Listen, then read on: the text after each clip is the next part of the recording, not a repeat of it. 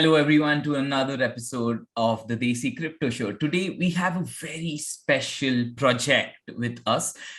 And it's created by the team Ponderware, and it's called Mooncats. Mooncats was one of the earliest NFT projects on Ethereum, and it was a generative art project. What does this mean? What are these cats? We will ask Brooks and Anna from the team Ponderware who created Mooncats to tell us more. But before we get into that, why don't you guys give a small introduction about yourselves? Sure. So yes, my name is Brooks. I also go by Midnight Lightning or Midnight online. For myself, I got into the crypto space in 2012, but I was not part of the original team on the Mooncat development project. That was two other developers, and I myself learned about it in the first week of the project's existence and got excited about it then. And then in the intervening several years, I stayed active in that community. As myself as a developer, one of my passions is helping with education and sharing knowledge about what the technology is doing. And so through that, helping the community grow, the original developers recognized that and actually asked me to join the team. And I officially became part of Ponderware earlier this year in 2021 is my trajectory through this project. What about you, Anna? I'm Anna Marie, otherwise known as Pause RPG or Pause around the Discord. I am a community manager. I've been a community manager mostly in the video game space for about 17 years now. I sort of have been dabbling in and out of the crypto space since about 2018. I've done a little bit of mining here and there. I've done a little bit of looking into NFTs. But I hadn't really taken the dive until sort of the big renaissance in March of 2021. And then at the start of May, Brooks actually reached out to me and said, hey, a few years ago, you joked to me that if I ever had a community management position open, I should contact you. Well, funny thing, I actually do. Are you interested in applying for it? And so we kind of went from there. That's a lovely story. What are mooncats? What are mooncats, if you want to define? Sure. As the labels go now, a mooncat would be considered an NFT, a non-fungible token. When they were created back in 2017, that term really hadn't been coined yet. So the idea of non-fungible, meaning each individual item is distinct, is a core tenet of the project. It is a collection of a little more than 25,000 individual items. Visually, they look like very colorful cats. The technology behind them is that each individual mooncat has its own unique identifier, which is on-chain data. The identifier, which usually is presented as a hexadecimal string, which to a human can just look like numbers and letters, is what you could consider the DNA of the cat. It's how then the logic goes to say what the mooncat looks like. So each of the attributes of which direction are they facing, which expression do they have, what color are they, goes back to the root of what is in their DNA. And so hence the term that's now used for the generative art piece, that each individual one, the concept or the template or the logic of how that number becomes artwork was designed by the original development team. But in terms of which or how the mooncat looks now that it is part of the chain is defined by that logic. And so there is a capped supply, just over 25,000 now, and that has now finished. As the original project lore goes, they were rescued into the blockchain, and now that they're all there, they can be moved around as assets, adopted, as we say, moving back and forth, but now there are a capped supply of them, and each one is distinct. That's awesome. To sum it up, or not, maybe, right? I think you did a pretty good job at it. What do you mean by adopted? How could I get a mooncat in the early days, or even in 2021, where the resurgence happened? How could one get a mooncat? Sure. So in terms of mooncats, we use kind of a lot of in-universe lore. And so there are terms that would be typical to an NFT that we've kind of adapted into the Mooncats language. So typically you would mint an NFT, create it, and add it to the blockchain. For us, those are rescued Mooncats. All 25,440 Mooncats have been minted / rescued. And so at this point, you can adopt or purchase on a secondary market, such as OpenSea or Rarible. That's awesome. That sums it up in a very quick manner. Before we get into a lot of Mooncats, I have a question for you both, right? Why do you like cats, first of all? And why do you think cats are so popular on the internet? Because even when you look at internet history, for the longest time on YouTube, the most watched video was a cat video. And YouTube also blew up because of cats. And we see this happening over and over again, even on blockchain, right? Like there's so many nice cat projects, even Nancat, if it's very culturally significant, right? Like what's humans' obsessions with cats?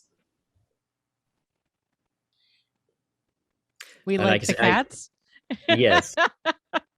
I grew up with cats. I enjoy being around them. My childhood, I think we peaked at 4 cats in the household at a time at one point. And so, yeah, personality wise, I've always enjoyed cats being, the curious ones, the adventurous ones, but also having the perhaps lazy streak and enjoying, just napping for a lot of the day. So yeah, the variety of expressions and personalities that a cat can have, I have always enjoyed. And that was actually one of the draws of this project. I did enjoy that the cat project did have cats in various poses, that they're not just all in a single, like portrait, nicely posed piece. They are actually in multiple different, active stances, showing, the various actions that cats can take. Yeah, I mean, I think for me, I've always wanted cats. I actually just adopted 3 cats almost a year ago at this point. Brooks actually has one of the siblings of what I call the Doug trio. So I have 3 kitties: Eclipse, Twinkle Toes, and Scamper. And yeah, I've always wanted a cat. My nickname is cat related. And so Brooks came to me and said, "Hey, do you want to play with NFT cats?" I was like, "Yeah, of course I do."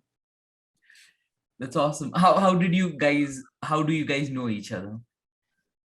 We met through my spouse almost a decade ago, I think, at this point. Mm-hmm. And we've kind of just maintained a casual friendship. We're both tech nerds. We have a lot of things in common. Yeah, it was just one of those things that we kind of met, became friends, and just casually chatted every once in a while.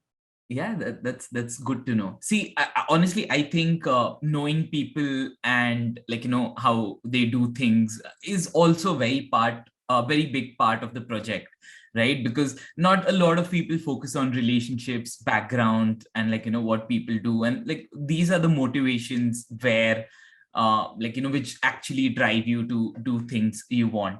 So it's very good to know that you guys know each other and literally share a cat as well. So it's fun, right? So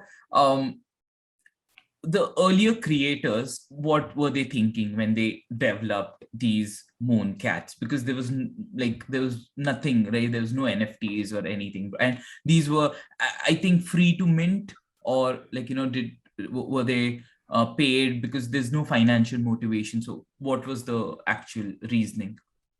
Right, the original rescuing of the Mooncats. Now, with current projects, we have terms, like a bonding curve, or like the minting price for those. These were created as the cost was just gas, in terms of what fee you had to pay on the Ethereum blockchain. But the project overall, one of the key, interesting, innovative pieces of it was you couldn't just create the minting transaction. You had to first find a seed that fulfilled the requirement. As Anna Marie mentioned, we use the different terms within this project to help kind of show some of the other sides of these technical terms. In the blockchain technology, there's the terms of mining or proof of work, which are all these algorithms, which can also get very technical. For the Mooncat Rescue Project, those were abstracted into the idea of you are searching for a mooncat on the moon. And so what your browser actually showed as a UI going through the process was a magnifying glass looking around the moon. But what your computer was actually doing was doing a proof of work mining algorithm trying to find a computational math answer that fulfilled the requirement. So it was searching, your computer was literally searching for a number. The UI was saying you were searching for a mooncat. When one was found, then you could submit that as a transaction. So in that sense, what you were paying with was not ether, it was just gas. There was no additional ether paid to the project, but you were paying with time. It was actually your work that was going into it, similarly to how the blockchain blocks were added or are added onto it now. And so that piece of wanting to emulate that same process of, it was one of the first projects also that did that sort of proof of work minting idea into it. And so, yeah, there was no fee that went to the developers at that time. The original sale of the rare mooncats, the cats that were designed to be more scarce, which are the Genesis mooncats, the ones that are not colorful, the ones that are black and white are the actual scarce ones in this project. Originally, the developers were intending those to be sold for a profit to recoup some of their costs. But unfortunately, there was a bug in their contract, and that ether actually gets sent to the burn the null address, the 0 address. So actually, of all the mooncats, the original rescue, the act of rescuing them, the only people who profit are the miners who get the gas fee out of it. So the original creation, the primary market of them, actually did not go towards the project at all. And it's currently only the secondary market and additional projects that are generating revenue for the development team.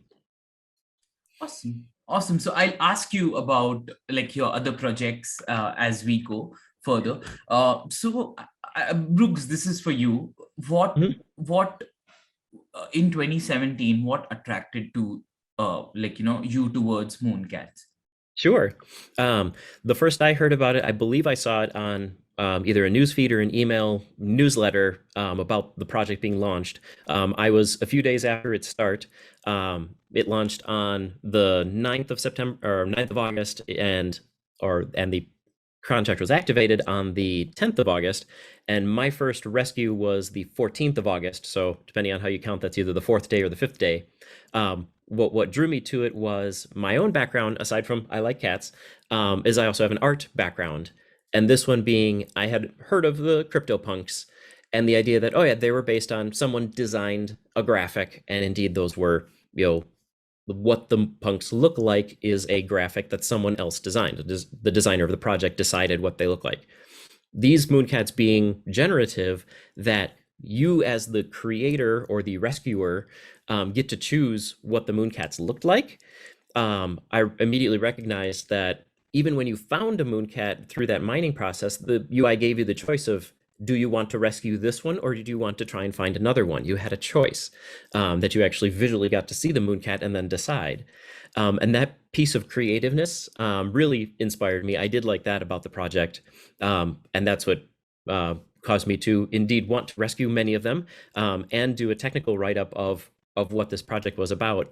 And so, yeah, the artistic creative piece and the fact that it was that proof of work innovation piece were some of the pieces that first drew me to the project to realize this is a very innovative thing that hasn't been seen before. How many did you rescue? I rescued over 100. Oh my God, very cool. And did you get any CryptoPunks? Because it's like the timeline is similar, right? They weren't cats, so I wasn't that interested in them at that time. So yes, I was interested in art projects around that time, but yes, I did not actually back that horse and get any CryptoPunks at the time. Any early memories of different art projects you have around that time? At that time, I did not find very many of the art-based ones until the more recent boom of actual more traditional artists minting their own artwork into art NFTs was mainly the time that in that gap time, I was mainly watching and following how some of the more voxel-based things, like the crypto voxels and like the artwork of creating things within a metaverse were evolving. But yeah, I didn't actually get involved in many of the other art-based NFTs until 2021 came around. Awesome. So Anna Marie, this one's for you, and then Brooks, you can take it forward, right?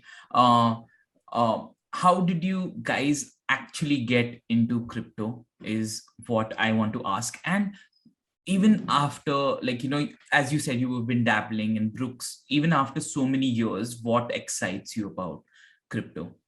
So Anna Marie, we'll start with you. Yeah. In terms of how I got into crypto, I was always sort of interested in the mechanics of mining. And so that was sort of where I focused. And it was one of those things where it was like I would set up a computer and do a little bit of mining. And then I was like, oh, this is boring. I want to do something else with my computer. And so, I've sort of dipped my toe in and out of crypto. And in terms of what I am looking forward to, being sort of relatively new to this space, I'm kind of looking forward to everything. I mean, there's so much that I have learned over the last 3 months, and there's so much more I'm going to learn in the next 3 months that I'm just keeping an open mind and kind of staying excited.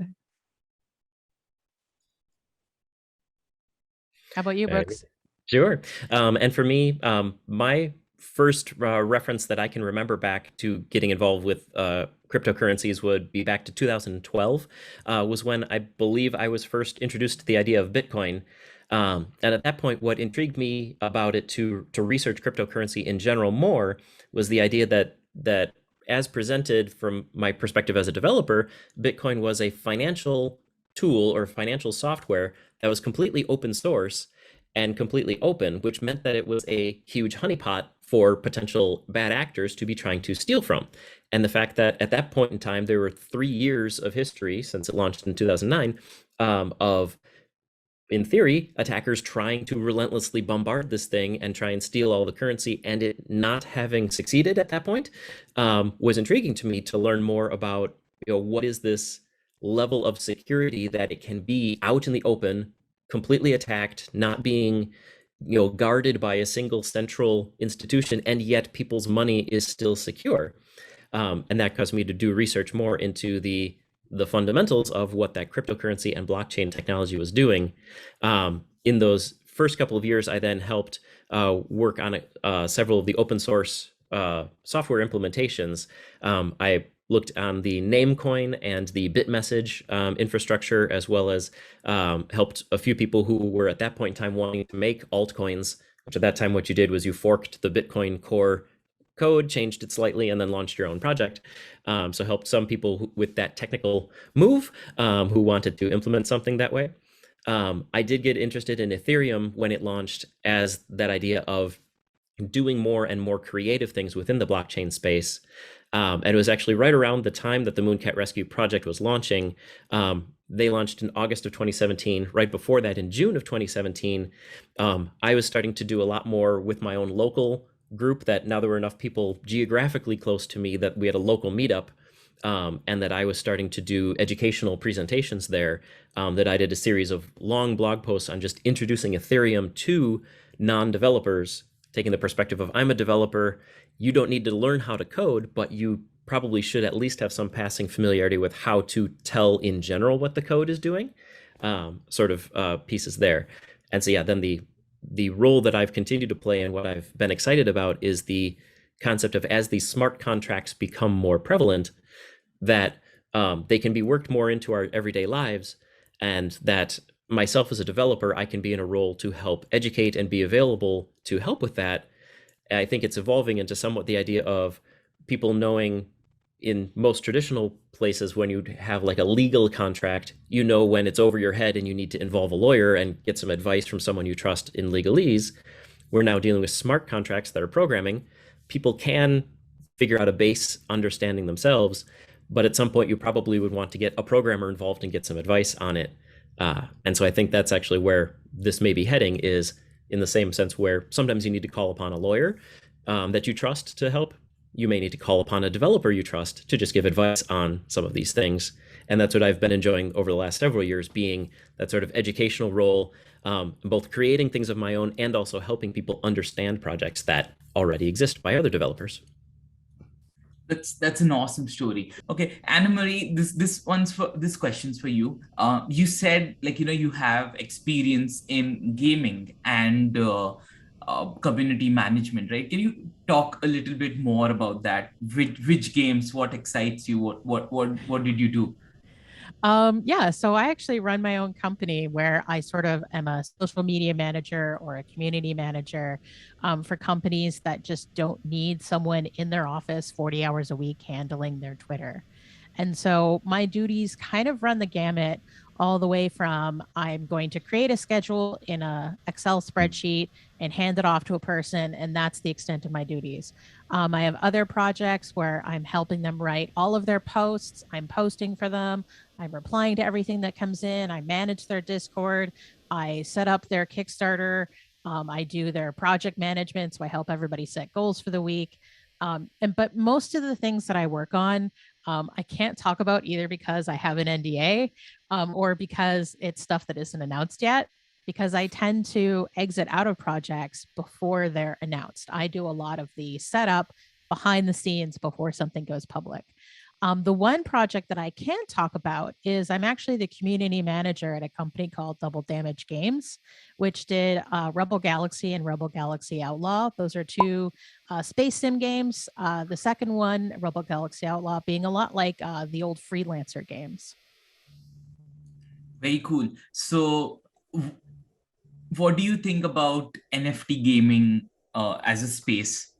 Oh, I am so excited for NFT gaming. I've dabbled just a teeny bit into Axie. I'm super excited for Sandbox. I love that Isotile is looking at, small ways for gamification.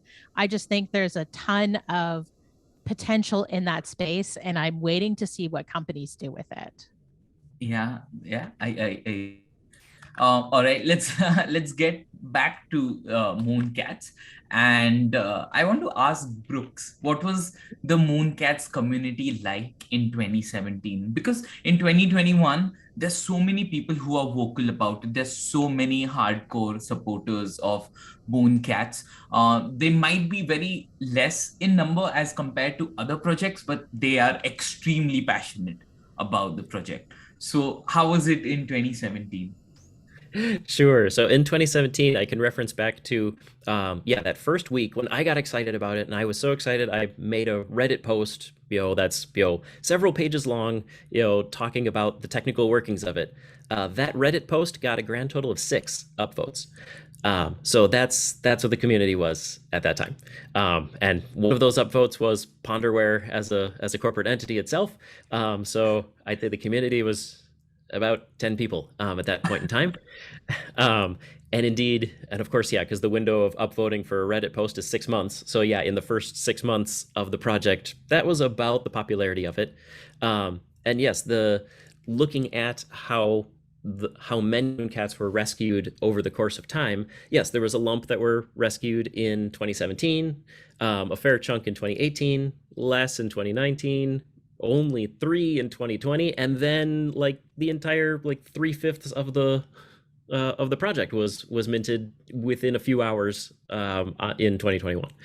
And so I think it's interesting that the community has sort of created its own lore around the fact that the project sort of had a very stuttering start. So, for example, the 3 Mooncats that were rescued in 2020 are nicknamed COVID cats, and they actually all have masks that were made on the Mooncats boutique. So, at least 2 of the 3 COVID cats wear a face mask.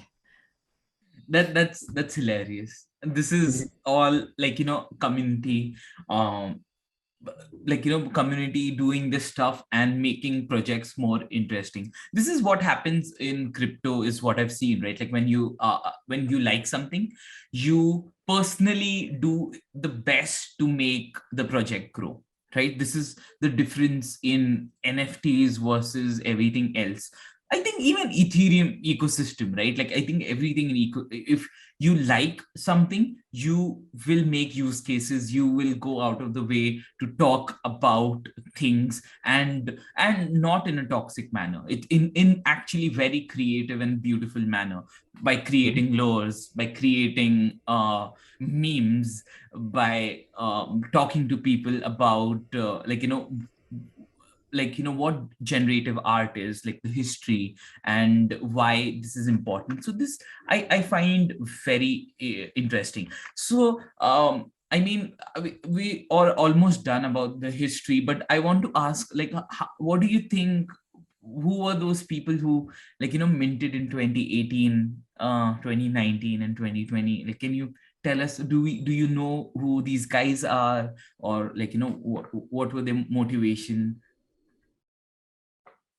I think there are a few people who did rescue in those years, who have come out of the woodwork and told some of their story, but not all of them. And indeed, some of the Mooncats from that time have not moved or seemingly aren't active. And so there may still be several people who heard about the Mooncat Rescue Project in those early years, rescued a few Mooncats, but then saw there wasn't much traction at that time and have since forgotten about it. We've been trying to do a lot of community engagement to see, even just to give some sort of indication, are you still there, pieces to it. There's been a community vote. There's been calls to try and move to the new wrapper that allows the modern tooling to be able to more easily see what the Mooncats are. And so a lot of calls have moved a lot of people to take action again. But no, there are still a fair chunk that seemingly are either lost wallets or people who still haven't heard that the project has a community again now. And so yeah, that idea of it has been tried a few times to gather a community around this project over the past years, and it didn't really catch fire until this year. Okay, so tell me what happened this year. Like, as you were saying, like 3/5 or 3/4 of all the cats were rescued this year. What happened? So I'd say, the March 2021 was the time frame that this project did get rediscovered, piece there. And so I think what changed between the 2017 and the 2021 was, in the gap there, we did start to see mainstream media talking about NFTs, and especially NFT art pieces. We did start seeing, the Beeple artwork, the Christie's auctions were in that time frame that the people were starting to think about and care about art and tokenization, and these sort of concepts were starting to be buzzwords that maybe people weren't completely understanding, but now they're wanting to understand why it's becoming a thing. And so I think that's why the situation was ripe for finding an antique. So this was one thing of 3 years old and it's already an antique idea, that as soon as one person said, hey, there's this other thing over here, because we were in an era where newly launched projects were starting to sell out very rapidly. And so the fact that there was this project over here that had not yet sold out, rather that not all the tokens that were designed to be part of the project were created. Yes, then in the course of, I believe the metric is about 4 hours, the entire remaining supply was rescued. It was just that the timing was right for art. NFTs were starting to be buzzwords, and people were caring about artistic cryptocurrency implementations, and this particular one being historic also helped catapult it forward, I believe. Where were you guys in March 2021? What were you doing? And like, what was going on in your head? Did you figure out, like, hey, Mooncats is booming, or like, what was happening? Well, so for me, I missed the explosion on Twitter and of the 4 hours or 6 hours of rescuing. I got pinged to that the project was reawakened because I had actually joined in 2017. There was a Facebook group about Mooncats, but also similarly, it had like a grand total of like 10 people in it, and had not really caught on and inspired people to join. But someone apparently remembered that I was in that group and that I had been active as a developer. I had actually got mistaken for being the original developers. And so I got invited into the community Discord that had been created and announced as the original creator of the project, which was completely false. And I had to do a bunch of backpedaling and figuring out, wait, what is actually going on? I thought I was just joining a chat room, and suddenly I'm being, lauded as as someone important. And so yeah, it took a little bit to figure out, wait, what actually do you think happened, and unwind that one. And because of my previous contact, I actually had direct communication to the original developers, so I was able to ping them to let them know, hey, your project is awake again, piece of it there, and got them re-involved in being introduced back to the community, and they decided to come out of the woodwork and rejoin the community there. So yes, that was the process. There was, I missed the surge itself and got swept up into the aftermath of, once people now all were Mooncat owners, the excitement of refinding all the people who were part of the community previously. I love the story. It's so wholesome and it's so funny because you would be like, oh my God, what's happening? Like, you know, what was your interaction with the original creators? What did you guys, were they as confused as you were? Or like, you know, what was that conversation? Tell us a little bit more. So for that one, I gave them a message just to say, hey, there's activity. You guys should, check out what's been being said. I believe they had some, because the original development team was two gentlemen who were friends, and so guessing they had some internal communications amongst themselves, and then they reached back out to me to ask, what I had seen or my impression of what had just happened. And yeah, I encouraged them. They actually did not yet have Discord usernames. They had not signed up for that platform at all. So upon my suggestion, they did sign up for Discord and joined into the community server to start to interact with the community there. Is the way that evolved. That's very interesting. So tell me what happened after that, right? Like Ponderware were back, Brooks was back, right? Mm-hmm. Now, what was the discussion? Like, hey, what do we do? Like, we have all these cats and then so many cat people. At that point in time, the two original developers who had been close and working on the project in 2017, they had over the course of several years moved geographically apart. They were in different parts of the country and had other full-time jobs. And so in the first couple of days, there was a scramble for both of them to basically ask off time of their normal job to be able to reassess the community and figure out, wait, what am I doing here? As it stands currently, the Ponderware team is mostly a part-time or work on the Ponderware team is a part-time job for most of us. One team member did actually stop their day job and is working more full-time on Ponderware projects. But it was one of, that transition of, yes, they had moved on to have a life without Mooncats, thinking the project was not going to go anywhere. And so, the big choice was, we've got day jobs and families and living in other parts of the country. Are we willing to do the effort to make this work? At this point, yes. So right now we're a 4-person team in 3 different time zones working on this in a mix of part-time and full-time for the various employees to bring this project continuing developments. Oh, what it's a lovely story, honestly. So what is Ponderware and what are you guys doing now? Do you want to take this, Anna-Mary? Yeah, we're cuddling our Mooncats. No, so since the rediscovery, the original 2 devs brought on Brooks, and then Brooks was like, well, I guess we need a community manager since there's like a huge community sprouting around this. So they picked up me. And since then, we've kind of just hit the ground running, Mooncats in their sort of natural form predate the ERC 721 NFT standard. And so Mooncats themselves are ERC 20 tokens. So the first thing that the devs needed to do was, all right, if we're going to be sold on marketplaces like OpenSea and Rarible, we need an ERC 721 wrapper. And so we call that acclimated. So an acclimated Mooncat is a Mooncat sitting in the official wrapper. And that official wrapper has sort of 2 main benefits to it. One, it surfaces all of the traits that a Mooncat has.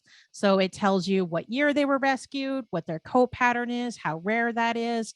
The mix of their traits gives a sort of rarity to them. And on top of that, the acclimated Mooncat wrapper is ERC 998 compliant, which means Mooncats can own other NFTs. And so the sort of first thing that we did with that mechanic is the Ponderware team created the NFT boutique for Mooncats. And those are accessories, backgrounds, items to wear, ways of dressing up your Mooncat. And your Mooncat owns those. They are a kind of mini NFTs that a Mooncat keeps in a virtual closet. And you can take them on and put them back off as you so choose once you've purchased them. Since the boutique has launched, we have been doing the 4th anniversary, which just happened last week. That was August 9th, 10th, and 11th. We all had announcements. And then the August 12th, we put out the roadmap, which sort of gives both short-term goals that we're doing as well as long-term goals that we're doing into 2022. Awesome. So I know you guys had the 4th anniversary. First of all, congratulations. Thank you. And let's talk about the roadmap, because I missed it completely. So I have no clue what you guys are doing. So can we talk about the roadmap? Yeah, sure. You can anytime go to mooncat.community, and underneath one of the drop downs is the roadmap itself. I'm just going to pull it up so that I'm making sure that I'm referencing everything accurately. So in terms of our short-term projects, we have 2 things that we're working on sort of quietly in the background, and we haven't announced anything real solid for this yet. But we have what we like to call Project Sports Ball, which is Sports Ball is like a silly name that I came up with. And it's basically the Mooncats have said, hey, we had a sports league on the moon. And, you know, as Ponderware, we're like, great, let's talk about it and see if we can recreate that in the Ethereum blockchain. We also have Project Deep Space, which is actually going to be another NFT in the Mooncat universe. And so we're pretty excited for both of those. We think that they're going to add a lot of sort of interesting dynamics to sort of owning a Mooncat. And I mean, that's the thing that we always kind of want to focus on in terms of our roadmap, is the thing that primarily drives us is what value do you derive in owning a Mooncat besides the fact that a Mooncat is awesome and we like the cats. Yeah. Wow, that's wonderful. And like, it sounds very exciting because, like, you know, it started with a lore, and then, like, you know, you are actually building stuff on top of it to actually grow the ecosystem, right? Because that's the beauty of NFTs. They probably can start as an artwork, but they are so interoperable in the blockchain that, like, you know, you can do anything and everything with them. So that's what I find very fascinating. So I agree. Is that piece of that you can do things with them, and that's one space where, like, and that transition from like a cryptocurrency to, you know, smart contracts or NFTs in general, that I find it much more easy to get excited about, you know, interacting with a chain like Ethereum that has smart contracts that let you do things.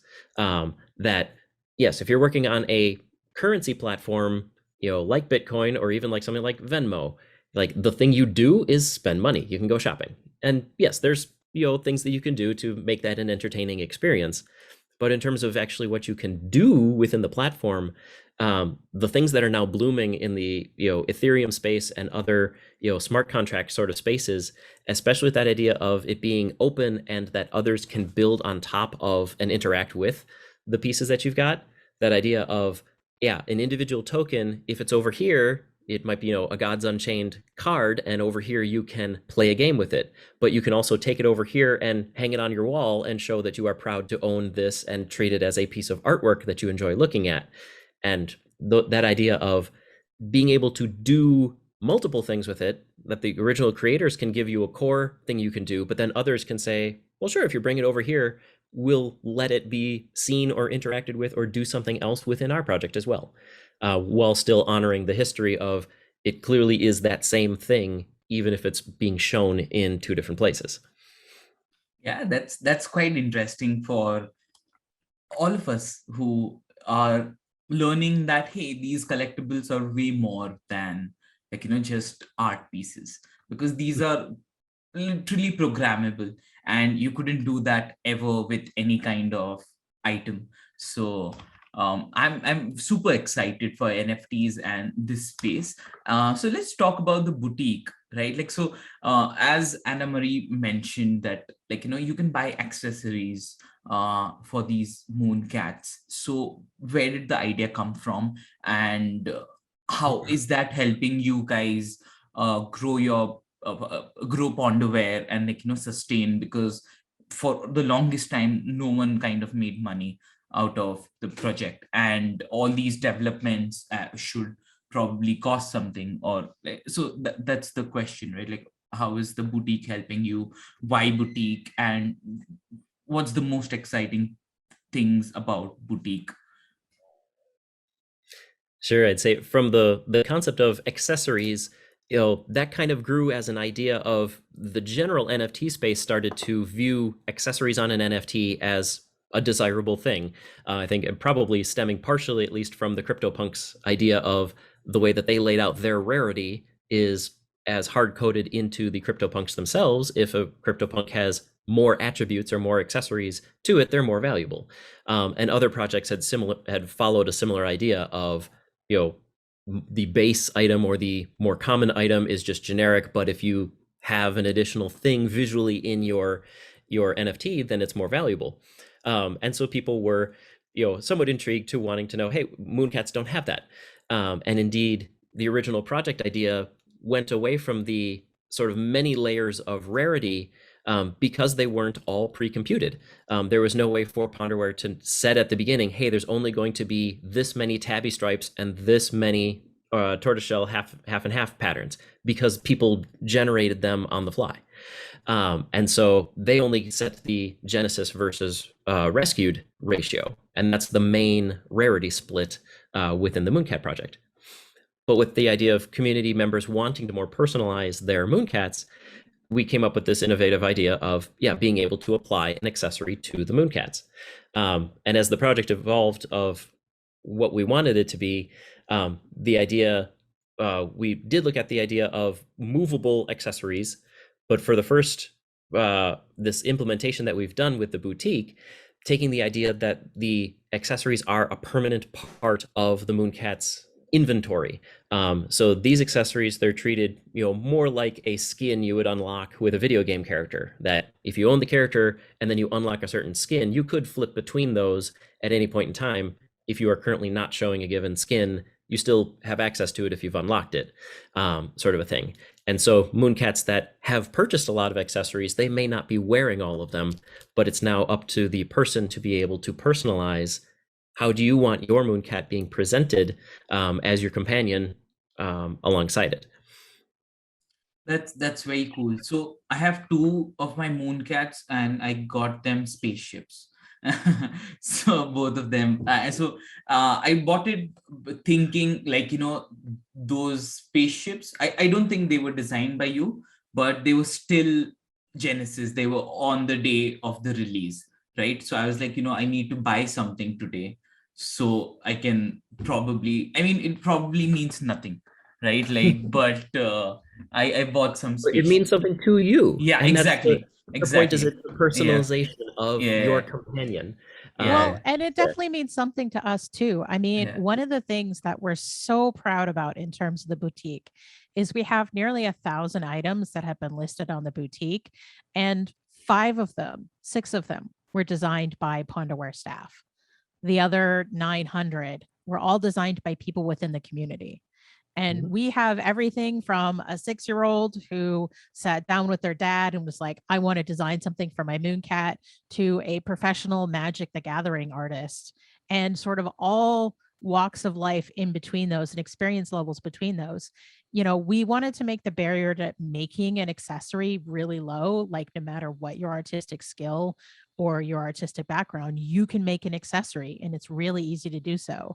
We kind of walk you through, we give you a canvas, Your progress is saved. Once you've minted it, people can buy it. And so we're like really excited to see like these hundreds of artists that have come from all sorts of walks of life, all different parts of the NFT space, and have come together and all made accessories. That's wonderful. I did not know. I did not know that, like, you have just created 5 to 6 and there are over 100 items created by the community.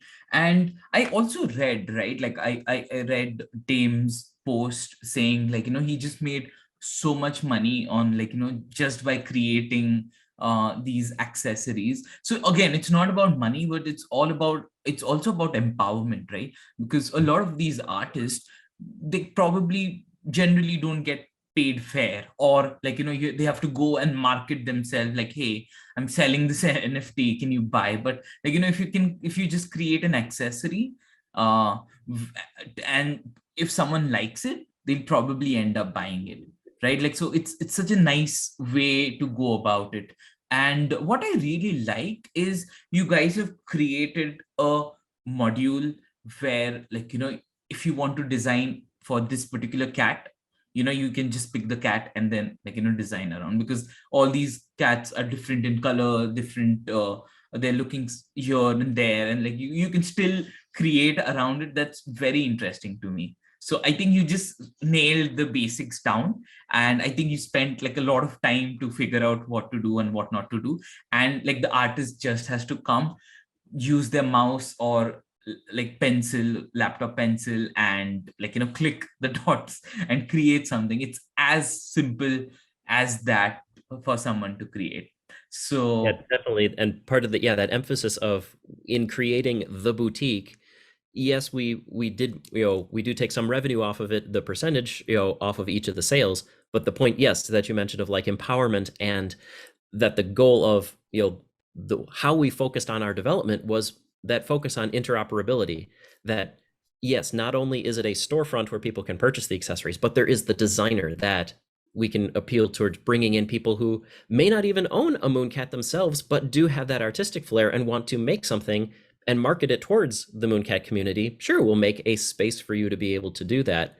And being able to set up various controls for the creator of the accessory can choose the price they set for it, and also the possibility of limiting it to certain Mooncats or certain situations, so that we've already demonstrated a few accessories, like some of the ones that Ponderware has given as an example. One of the accessories is not available for purchase, but we have marked Mooncats who did this certain activity. For the initial one, it was if they were acclimated by a certain time to show support for the boutique, they were given access to an accessory.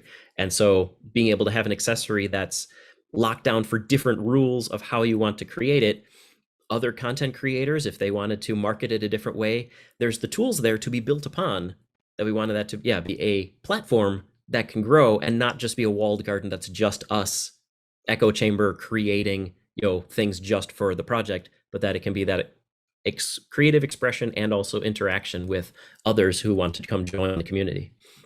That's superb. That's awesome. So I see people talking about, and again, this was also asked by someone on Twitter.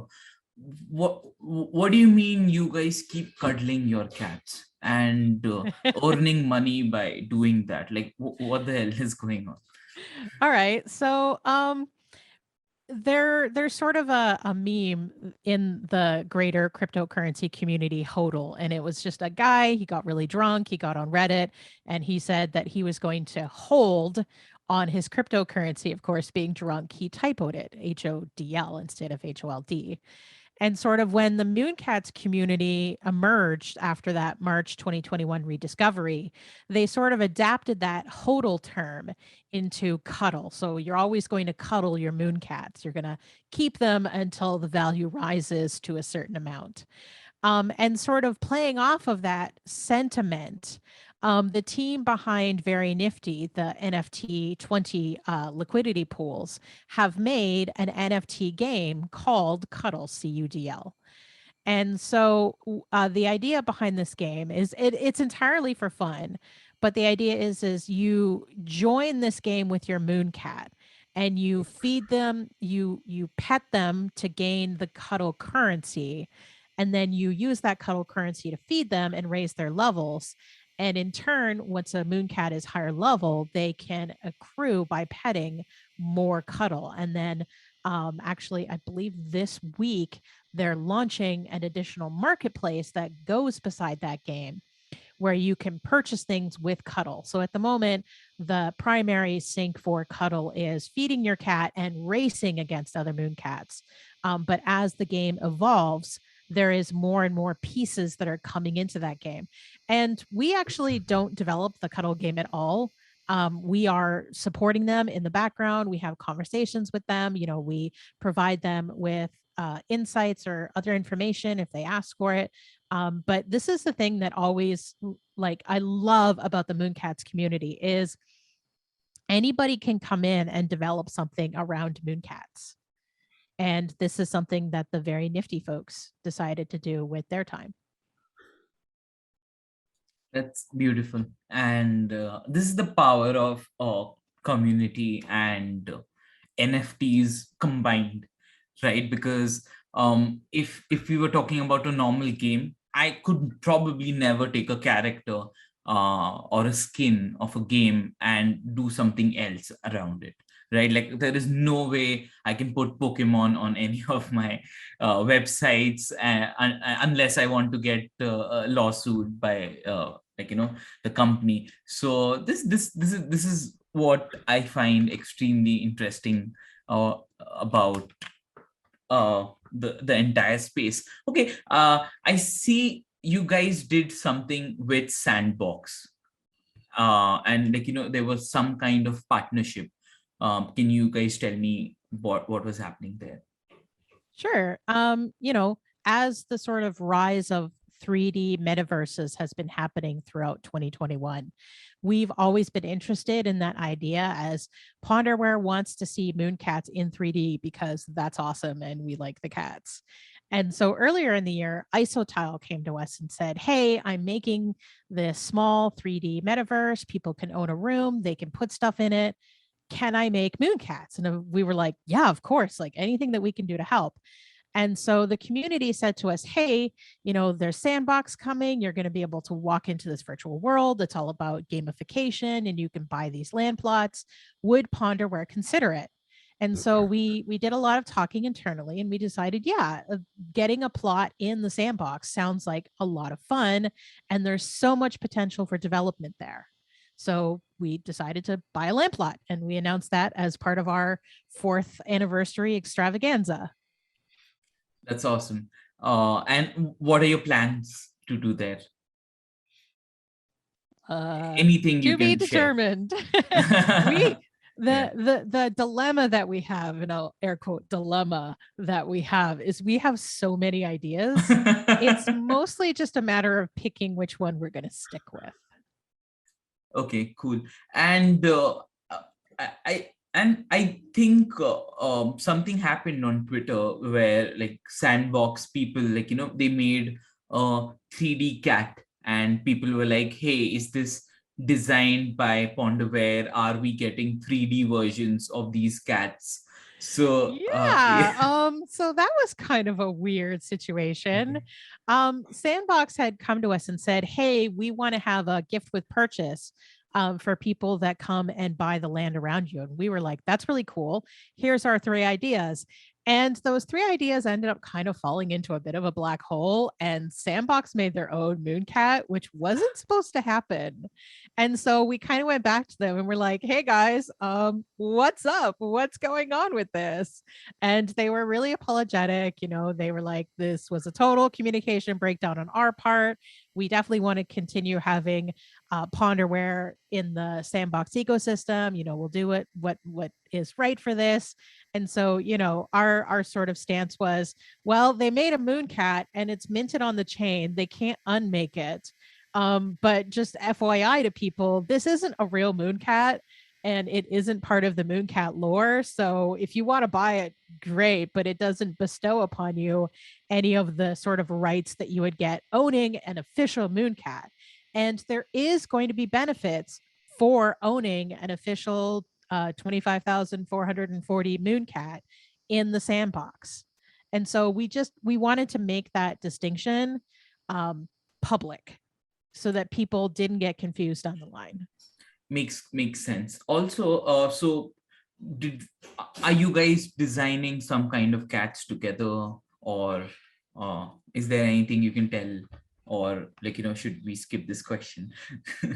Well, there's only ever going to be 25,440 Mooncats. When the project was rediscovered, there actually was a vote to decide what the final sort of cap on the number of Mooncats was going to be. Do you want to talk about that a little bit, Brooks? Sure. For that piece, the original project, because a lot of the DNA and the technical backing of it is based on the powers of two, that computers are more prone to be counting in twos rather than tens, and so binary and hexadecimal numbers. The original project was for 25,600, which is a nice power of 2 times 100 number of Mooncats to exist. Part of that segment would be the Genesis Mooncats, which would not be rescued by the proof of work computation, but instead released by the development team. But as the project had gotten not as much traction in the early years, the development team had just simply not released the subsequent rounds of Genesis Mooncats on any sort of a schedule. And so there were still several Genesis Mooncats available to be released according to the contract definition, and to reach that supply cap of the 25,600. But when the project was rediscovered and everyone scrambled and acquired them, then it was the question of, well, if more Genesis Mooncats were released, then what would that do to the community, or adjusting the rarity, and does the community want the rest of them to exist, or because the community got excited and rediscovered the project in its state of not having those Genesis Mooncats released, should they just never be released? And there was a vote. It was on chain. And as the result of that, the community, at least at that time, decided that they did not want those Genesis Mooncats released. And so the Ponderware team did go through a ceremony of destroying the private key for the ability to release those after transferring part of the control, or the assets, basically the company funds, into a new address to basically start Ponderware as a corporate entity there. So those admin keys have been destroyed now. So according to the logic on the blockchain, there is still, I think it's 120 Genesis Mooncats that the contract says could be released if this particular address allows it, but that particular address, the keys have been destroyed too, so those will not be released.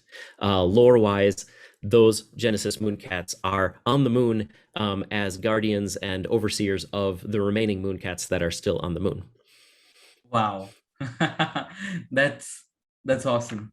It's super interesting. Like, everything you guys have built around the narrative, the technology, and everything you guys are doing is super interesting. Okay, guys, tell me what are you guys looking forward for in terms of Mooncats, NFTs, and like, what you guys are doing? What are you super excited about, which is coming?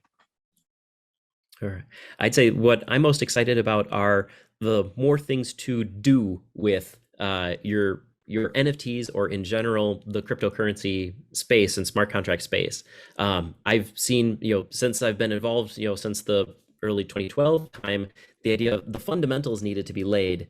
And even within the financial space on Ethereum, watching the DeFi space explode, that there first needed to be some fundamental pieces laid, like the MakerDAO financial Legos, as they're sometimes referred to, before people could start laying on top of that. Oh, then we can get Compound, and then we can get Aave, and we can get these other ideas built on top of it.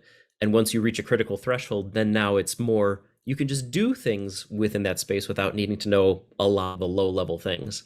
I felt DeFi reached that threshold, and now we're getting to that point with NFTs and gaming and social interactions, and being able to see what does it mean to have an avatar that is an NFT.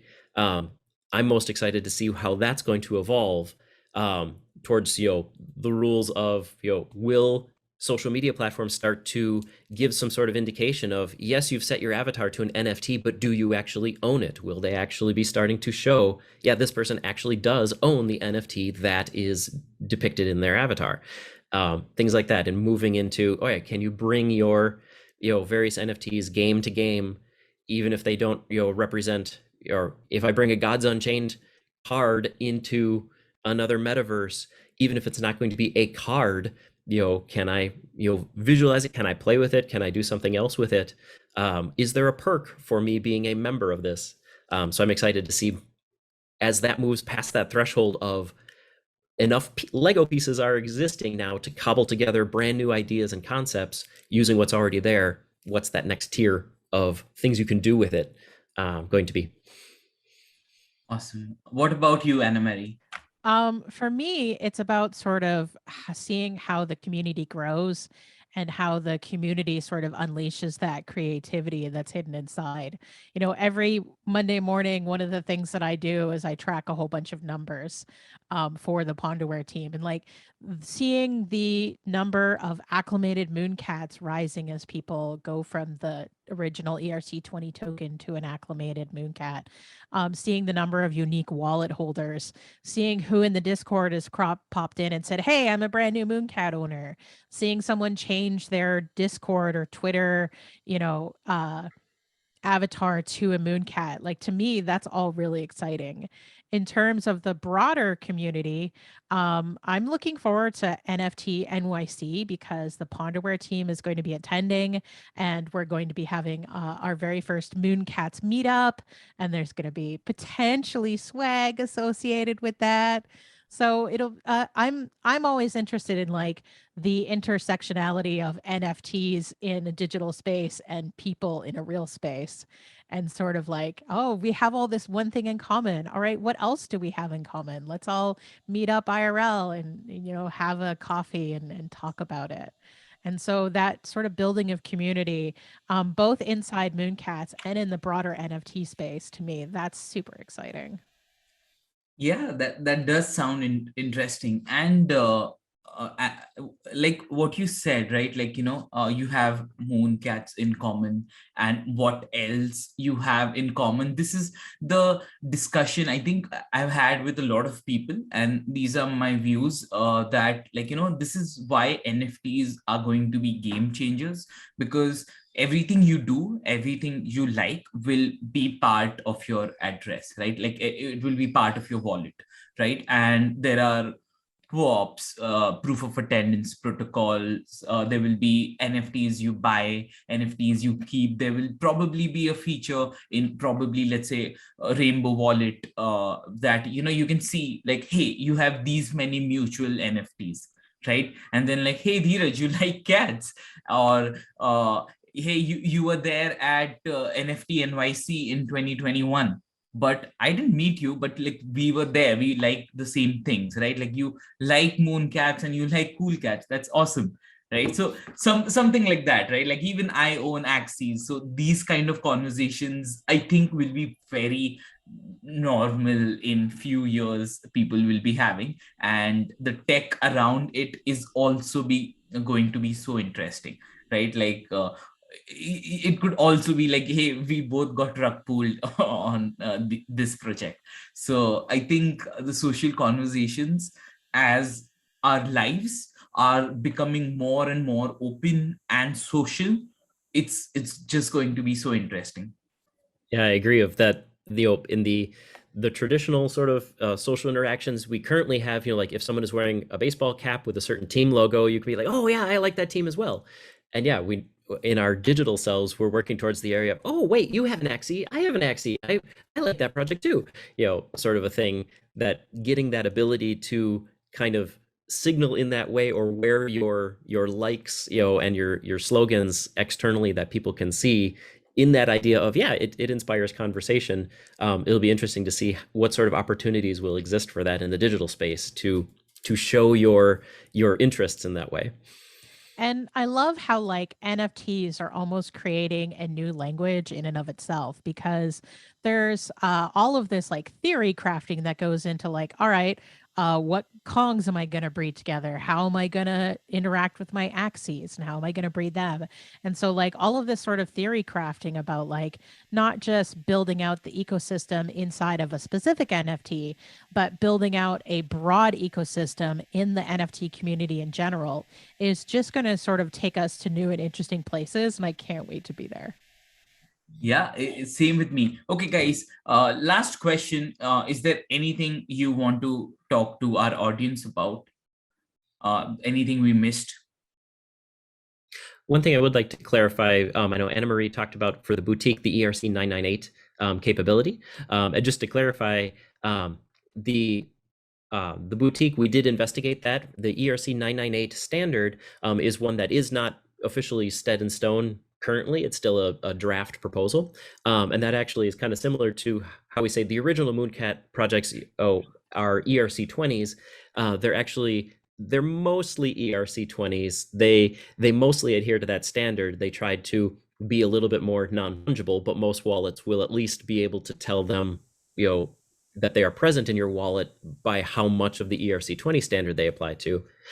For the boutique and in investigating the ERC 998 capabilities and what that would mean for the accessories being actual NFTs, ERC 721s owned by the Mooncats, we realized there'd be some concerns or possibilities of, with the marketplaces that are currently existed, Rarible and OpenSea, not yet understanding ERC 998, the possibility of people purchasing a Mooncat thinking they were going to get the accessories, but actually getting rug pulled in the process, or of the person, if a malicious seller was wanting to sell and not and pulled the accessory off at the last moment, that would be possible because the marketplaces aren't currently guarding against that. This was something that actually came up when Uniswap did their V3, and then you could actually be listing or selling the token itself on OpenSea. But that means, the moment right before it sells, someone could pull the current owner could pull the liquidity out of that token before it sells. So you shouldn't actually be buying it for the liquidity it represents idea. And so because of that, we did go the route of it being more permanently attached to the Mooncat at this time, not wanting to risk people being not understanding and being confused about what they were purchasing on those other marketplaces as well, before ERC 998 is more firmly understood and implemented in other places as well. Wow, that's super interesting. And again, right, like then maybe in few years you'd be like, hey, we actually are predating the 998 standard, which is very common. So I think Mooncats is probably going to do it twice in a row. Oh, yeah. Definitely having the ERC 998 into the acclimator was also that idea of like future-proofing it, of yes, it's there for us to use in the future as soon as some of these other safeguards that won't need to be on-chain safeguards are there. Then yeah, it's there to be used and we don't have to do anything extra to turn it on or start using it. It's already baked into the acclimator wrapper contract there. That's awesome. Anna Marie, last question to you. If someone wants to join Mooncats or help you grow, what do they do? You can head over to mooncat.community. That's where you can adopt a Mooncat off of OpenSea. You can play with your Mooncats. We've got all sorts of links to the Cuddle game, the Isotal project, where you can have your Mooncats in a 3D metaverse, all sorts of things like how do you choose a Mooncat and what rarity they are. You can also find us on Twitter at Ponderware, and you can actually follow a Mooncat on Twitter as well. So Mooncat0, who has a 0 at the end of his name instead of an O, is actually Mooncat 0. He was the very first Mooncat that was rescued. He's owned by the Ponderware team. He's very sassy. He does tweet a lot. So if you are interested in sort of an in-universe perspective on what's going on in the Mooncat community, that's the account to follow. Awesome. So I'll link all of this in the description. And thank you, Brooks. Thank you, Anna Marie, for taking some time out and having this conversation with me. I honestly learned so much and I enjoyed every bit of this conversation. It was so nice to talk to you guys. Excellent. Wonderful to talk with you as well. Great to chat.